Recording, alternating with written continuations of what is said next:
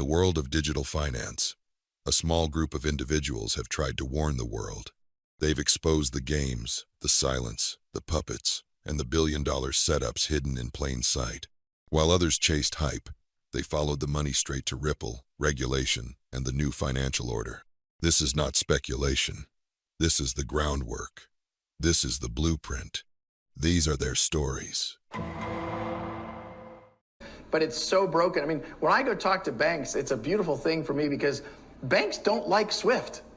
They're frustrated with SWIFT. Their customers don't like SWIFT. And like, that's a great place to be when you're selling into that.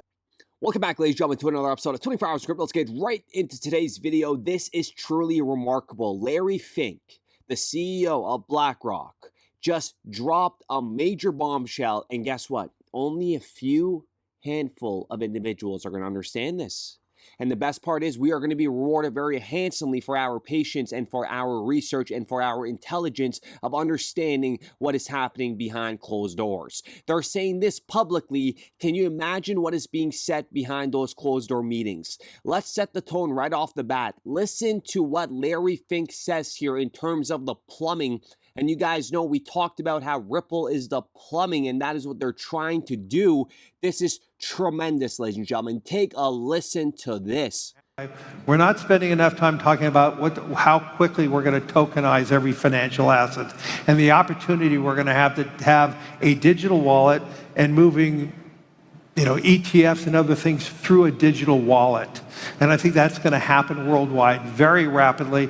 And I think most countries are ill-prepared for that and underappreciate how technology is changing that, not unlike how technology is changing AI and other things. It will be changing the technology around the plumbing of finance. Because I don't think right now digital assets and blockchain are solving consumer problems. I mean, you think about I think 100% of the examples you heard us all talk about were infrastructure. I describe myself as we're a plumber to the global financial infrastructure. And then we have Jamie Dimon in the same panel coming out and saying that, guess what? We are pro-crypto. We know crypto is going to play a major role in here. Skeptical of crypto at one point. He was still skeptical. I've gotten away with no damage so far. Crypto is real. It can mean blockchain, stable coins. You have a JP Morgan deposit coin. You can move stuff. Smart contracts are real. All that stuff is real. It will be used by all of us to facilitate better transactions and customer service. And it's not going away. Can you believe it? All those years of them bashing crypto and Bitcoin, and now they're telling you that it is the future. Like I said, they will lie to you always until they get everything in order. And then the best part is, if you listen to what Larry Fink says here, he says a cryptocurrency, but he catches himself and he corrects himself. Listen very carefully to this right here when he said what he says here. It is truly, truly remarkable because, like I said, sometimes they cannot say exactly what is being talked about behind closed door meetings, and sometimes they slip up, and this was a slip up moment for Larry Fink. I'm going to play it twice so you get close and listen very carefully. This is tremendous. An international crypto product can really transcend that. An international crypto product can really transcend that. More and more our global investors are asking us about the role of crypto. And as I said, I do believe a lot of crypto is going to be, it's an international asset. It has a differentiating value versus other asset classes, but more importantly, because it's so international, it's going to transcend any one currency and currency valuation. If you just look at the value of our dollar and how it depreciated the last two months and how much it appreciated over the last 5 years, I mean, an international crypto product can really transcend that.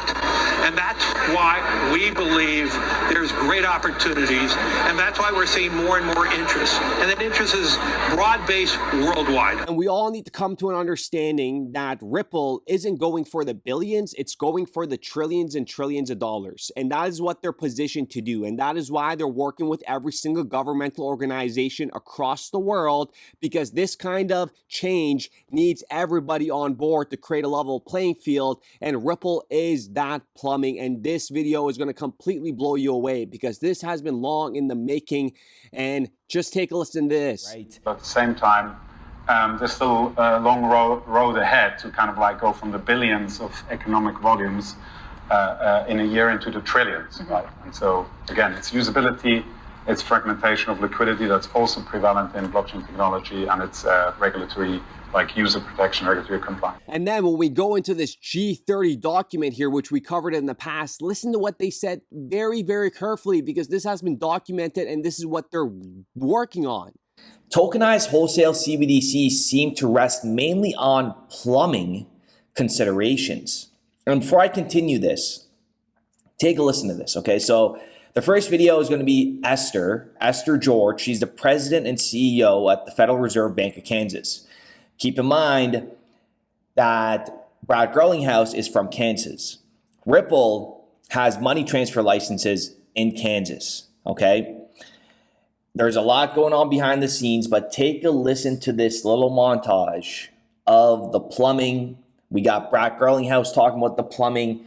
Everybody knows what's coming down the pipeline. Every government entity, every bank knows the new infrastructure. That's just how bankers work, and I could tell you that from experience. We know it before it happens, and the only reason why these other banks are creating their own projects is because so they could teach themselves how the new system works from start to finish. And then what you do is you adopt the technology that's already, has that 10-year span of consistency and the money flowing in and out. Okay, that run rate is basically what I'm saying. But take a listen to this little montage. This is crazy. I often hear that. We've become used to saying we can do so many things on our phone, and clearly you now can move money through various services on your phone. And I expect that is going to continue, and it could well proliferate. The things we're talking about today really represent the infrastructure, as Governor Brainerd said in her remarks. This is really the plumbing of the payment system.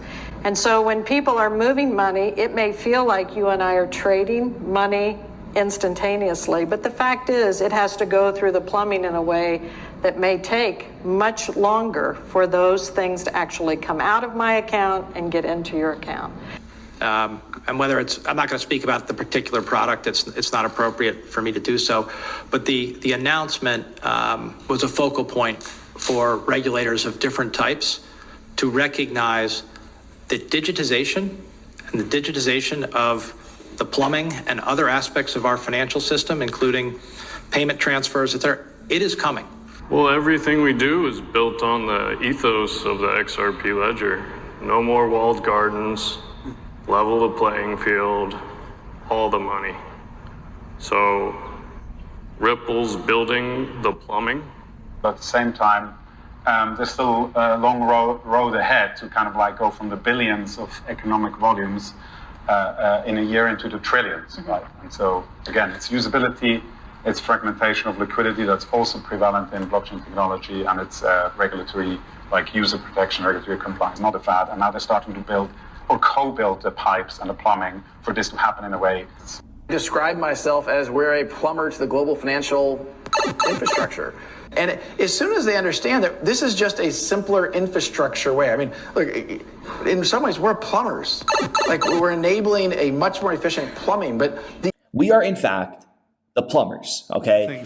It will be changing the technology around the plumbing of finance.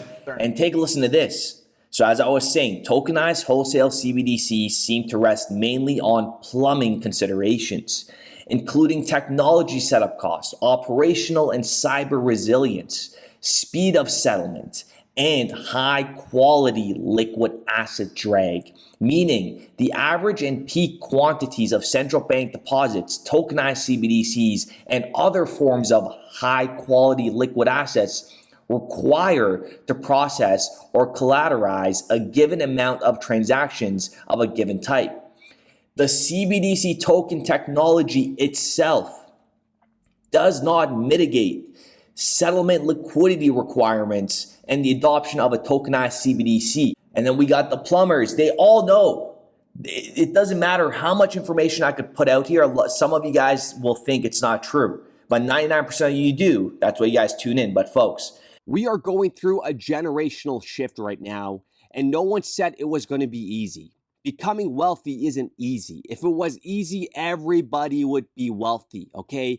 We have this chance to take a part of the biggest financial revolution, evolution, and they know about this, that retail got in early before the institutions. And listen, they're creating this because they know it's going to last for decades. And remember, there's less than 500,000 people on this planet that actually hold a good amount of XRP that is going to change everybody's lives. As much as it sounds crazy, guess what? I know there's many of you guys are listening right now that XRP already changed your lives, but you guys don't comment every single day, or nor you guys never comment, and you guys just follow the journey. And this is just the beginning of the journey, because we have seen absolutely nothing yet. If you listen to what David said yesterday, and we talked about speculation and utility, it was remarkable, right? David said exactly what we have been saying. Everything is purely off of speculation right now. This crypto ecosystem sitting at $3.6 trillion is all based on pure speculation, and we have seen zero utility be implemented into these numbers right now. And when we even take a look at how far we have come, when we take a look at 2022, we're sitting at $859 billion market capitalization. I remember when I was in here, we were just sub $50 billion in the whole crypto ecosystem, folks. $50 billion. And now we are at 3.6 peak. We peaked at almost over here, $4.2 trillion. And the best part about this is ground zero. The foundation is built right now based off of all retail and zero institutional adoption. When institutions come in here, when real world assets come on chain, when they move everything on chain, this foundation is not going to be 3 trillion. And I know we're going to come back to this, and I know it's going to age real well. This is going to be at 10 trillion, 20 trillion, 30 trillion, 40 trillion, 100%. And XRP is going to dwarf Bitcoin. I don't care what you say. You could tell me, you could call me names, you could bash me all you want, but I'm telling you right now, XRP will be number one, and it will take over Bitcoin 100%. You could think I'm delusional. That is totally fine, because I know for a fact, and I know some of you guys hate my confidence. It may rub you the wrong way, but listen, this thing, the amount of information that I have done for the past like almost 8 years now on Ripple and XRP, it's not, and given my experience and know how these systems and operations and how these companies work, I know for a fact, you can call me crazy, you can call me whatever you want, but guess what? At the end of the day, when XRP does flip Bitcoin, I'm going to live rent-free in your head forever. So it's either you take advantage and do more research, listen to my videos, and get in right now while, the prices are still cheap. But when institutions come in here, when regulation is fully set in place, it is game over. This is a brand new asset class. This is the stock market 2.0 for the next evolution of this global economy, and also just the whole world is going to change. Okay, the whole entire world is going to change, folks. You've seen AI. I'm sure you guys have seen that viral video of a robot doing everything, folding your laundry, cooking, and everything.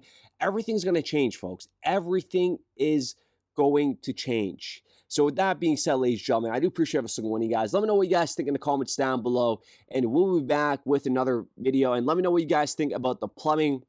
You got to listen to the words they say, okay? Listen carefully, because the same words that they're talking that's what they're talking about behind closed door meetings, and they're telling you bits and pieces of it. They're not going to tell you everything. Oh man, I can't wait when XRP flips Bitcoin. This is 100% certain, folks. Listen, it's going to happen 100%. A utility market capitalization is always going to dwarf an asset that is based off of speculation. Okay, quote that. So with that being said, we'll be back with another video. But I think the idea of buying and holding forever and not trying to make adjustments requires that you've gotten it right in the first place. That you can only hold tight if you've bought right, if you will. And that is to say, have an asset allocation that has something to do with how many years you have to accumulate money, how much resources you have at stake, how much income you need.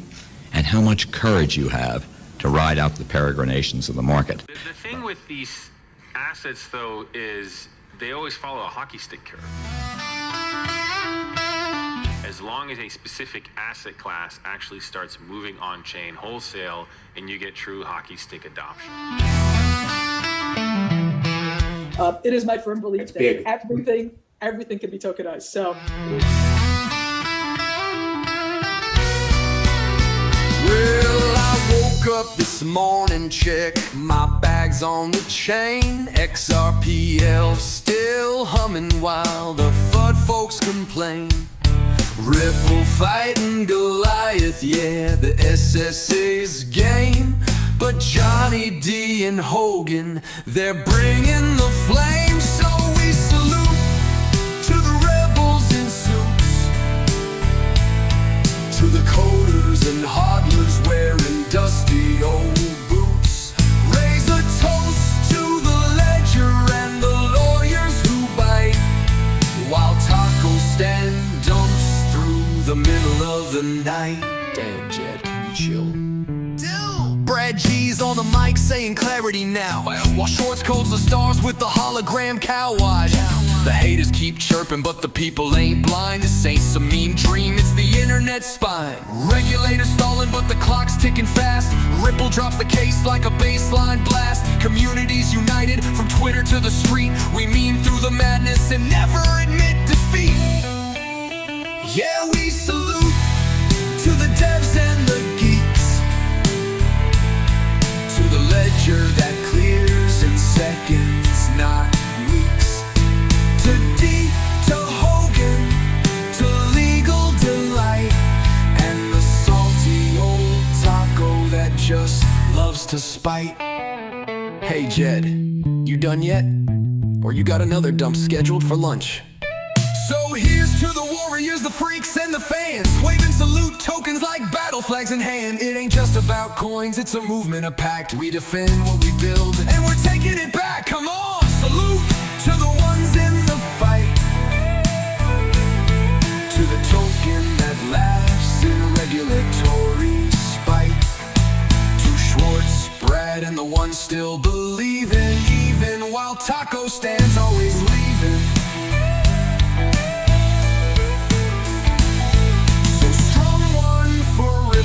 One for XRP, and raise your guitar for decentralized dreams. This song's for the ledger, the truth and the proof. With a smile and a nod, we say salute.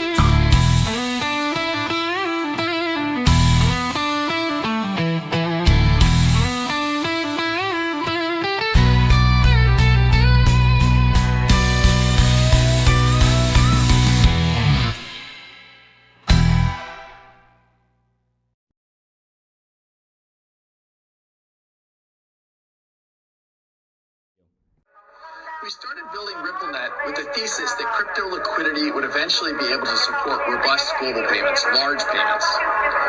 RippleNet was designed so that customers seeing the benefits of our fiat-based network could flip the switch to ODL once the market was mature enough. And this is exactly what's happening. Flip the switch.